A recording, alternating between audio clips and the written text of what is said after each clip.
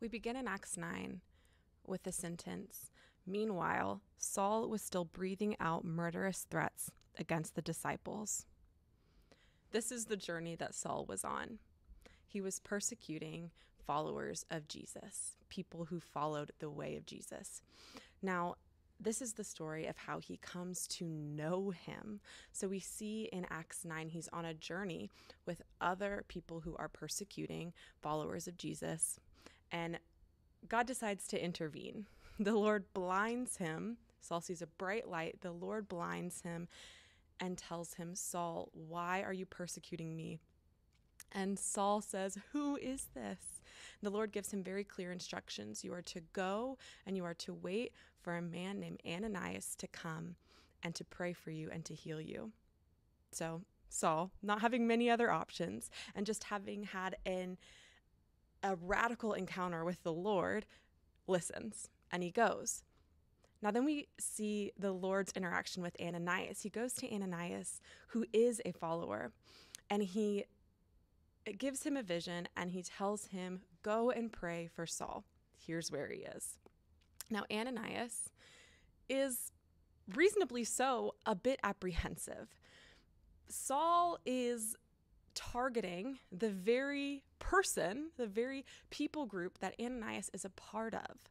And so to go and pray for his healing, to go and put his life on the line seems not a bit, very risky.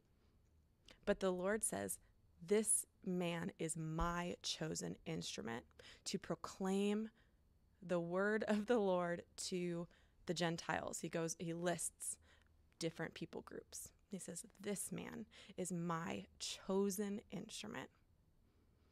So Ananias listens and he goes, and it says that something like scales fell from Saul's eyes. And we see in this moment Saul come to know who Jesus is. He has an encounter with the Lord. He's healed by the Lord.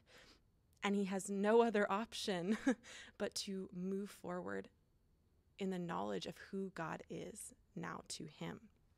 So we see this person who has a story that by all accounts could be defined as horrible, shameful. And yet we see God intercede on his behalf through someone else, through an unlikely person that he would be interacting with, to bring healing and restoration, not only to his physical life, but to his heart, to his mind, to his soul, to his purpose in life.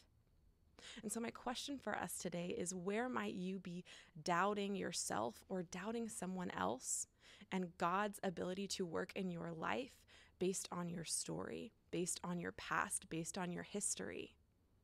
When we see Saul goes forward, he's never the same. He goes forward to proclaim the good news of Jesus in his life and for everyone else.